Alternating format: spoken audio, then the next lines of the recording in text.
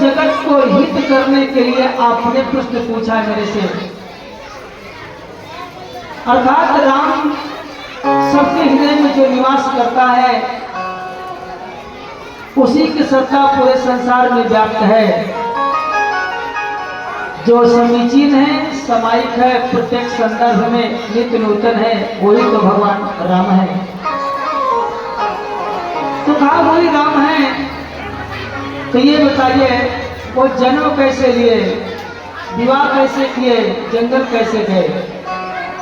उन्होंने कहा आपने बहुत अच्छा प्रश्न किया, पर ध्यान से सुनिए।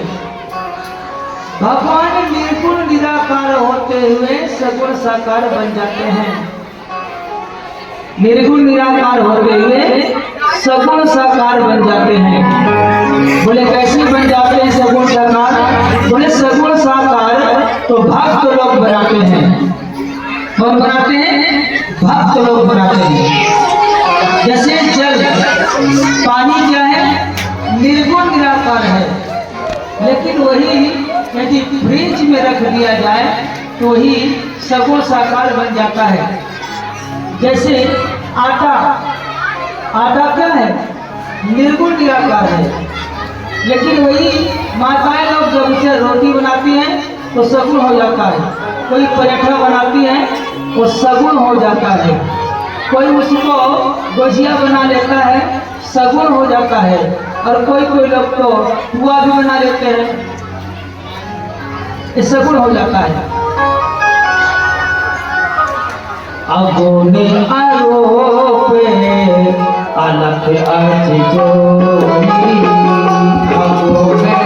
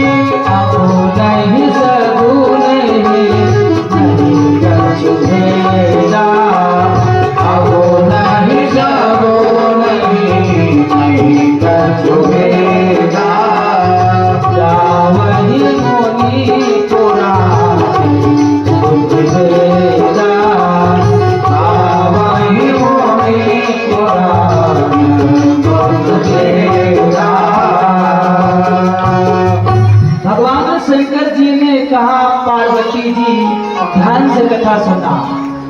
निर्गुण में सगुण में कोई अंतर नहीं है, अंतर केवल भाव का है।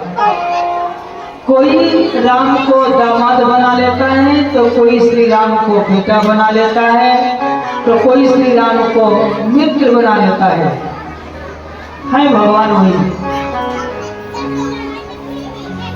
और मेरे भगवान निर्गुण से साकार कैसे बनते हैं? कहते तो मेरे भगवान श्री राम जी बिना पग के चलते हैं, बिना कान के सुनते हैं। बिनु पग चले सुने बिनु काना, बिनु पग चले सुने बिनु काना, बिनु पग चले सुने बिनु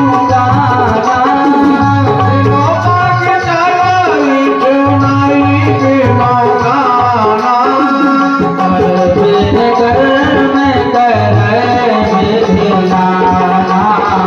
कर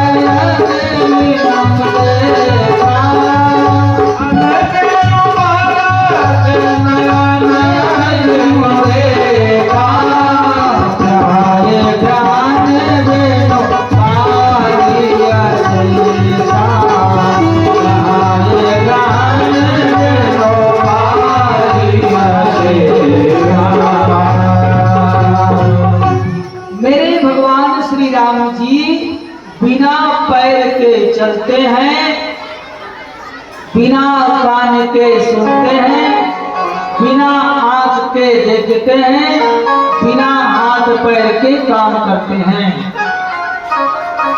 माता पार्वती जी ने कहा कैसे, जरा बताइए।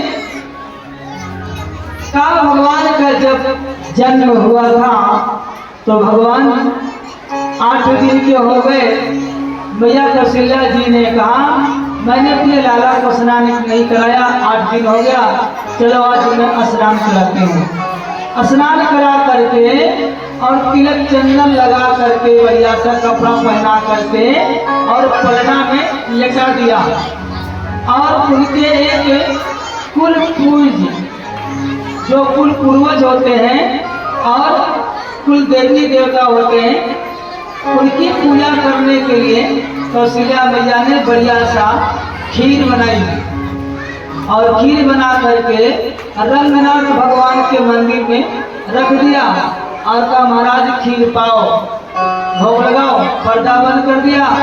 पानी लेने के लिए गई, इतने में राम जी अभी 8 दिन के हैं और पलने से उतर करके खीर खाने पहुंच गए। रंगनाथ भगवान ने कहा ए भाई ये खीर मेरी है, आप कौन हो? राम जी ने कहा तुम बताओ तुम कौन हो? तो रंगनाथ भगवान ने कहा मेरा नाम है रंगनाथ भगवान। राम जी ने कहा तुम्हारा नाम है रंगनाथ, तो फिर मेरा नाम है उछंगनाथ। उछंगनाथ अपने से नाम रख लिया और खीर खाने लगे। कौशल्या मैया आई, जैसे पर्दा खोलकर देखा तो भगवान खीर खा रहे। कौशल्या मैया ने कहा 8 दिन का बच्चा यहाँ कैसे आ गया पलना से उतर करके? पलने के बाद दौड़कर जाकर देखा तो वहां भी भगवान सो रहे हैं। टांगी पड़ता दौड़ी आई तो भगवान खीर खा रहे हैं। ये दौड़ कर गई तो फिर भगवान सो रहे। कौशल्या मैया ने कहा मैं स्वप्न देख रही हूँ या सत्य है? यहाँ वहाँ दुई बालक देखा, यहाँ वहाँ दुई बालक देखा, यहाँ वहाँ दुई बालक देखा, यहाँ वहाँ दुई बालक देखा।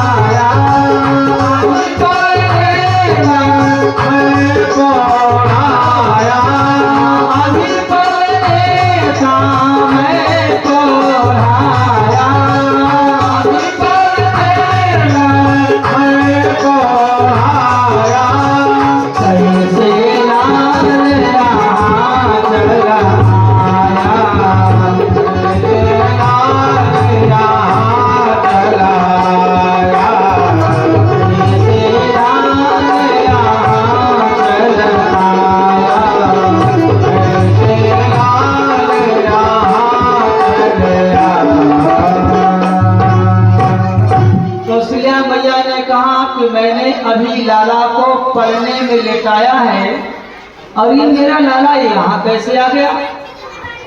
8 दिन का बच्चा चलता नहीं है, पर भगवान पलने से उतर करके खीर खाने मंदिर चले गए। इसका मतलब है बिन पग चले, भगवान बिना पैर से चलते हैं। सुनन बिन काना अर्थात किसकिंधा कांड में भगवान बिना कान की बात को सुन लेते हैं। बाली का और सुग्रीव का जब झगड़ा हुआ तो बाली अपने भाई सुग्रीव को मारने के लिए गदा लेकर चला। जब गदा लेकर के मारने के लिए दौड़ा, उसी समय बाली की पत्नी श्रीमती तारा देवी तारा दौड़ करके अपने पति के चरणों के सामने आंचल फैला करके प्राणों की भीख मांगने लगी। और कहा कि तुम किसको मारने जा रहे हो? अपने छोटे भाई सुग्रीव को। सुग्रीव को जा रहे मारने के लिए? अरे विचार करो, जो आदमी आपकी एक आवाज सुन करके 3 किलोमीटर भाग जाता हो, वो आज दरवाजे पर गदा लेकर खड़ा हो मारने के लिए। इसका मतलब क्या है? इसका मतलब है ये एक राजनीतिक चाल है।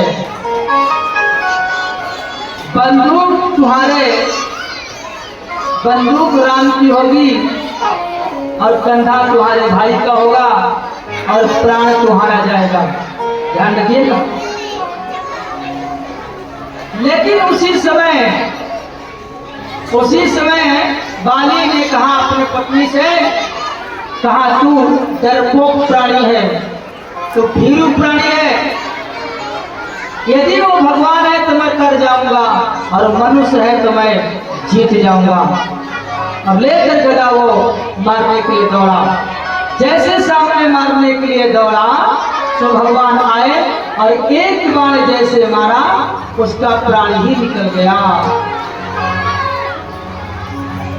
अर्थात जब छाती पर लगा बाण तो थोड़ी उसको होश था, तत्काल तो प्राण ही निकल गए। उसने कहा ये बताइए, मैं बैरी से सुग्रीव किया ना, कारण कौन नाथ मोहि मारा? मैं बैरी हो गया, सुग्रीव आपको प्यारा हो गया, मुझे कारण क्या था जो आपने मारा? भगवान ने कहा कि पहली बात तुझे अहंकार हो गया है, और तेरी पत्नी ने समझाया था कि युद्ध करने मत जाओ, तो तुम युद्ध करने क्यों आए? पत्नी ने मना किया था पर फिर भी तुम नहीं माने। उसी समय सुग्रीव ने कहा, बाली ने कहा, ये 50 किलोमीटर दूर की बात आप कैसे जान गए ये बताइए। भगवान ने कहा मैं सबकी बातों को बिना कान के सुनता हूं। तुम्हारी पत्नी ने मना किया था पर तुम नहीं माने, सुने भी निकाला। अब कर करे विधिनाना, तीसरा प्रश्न।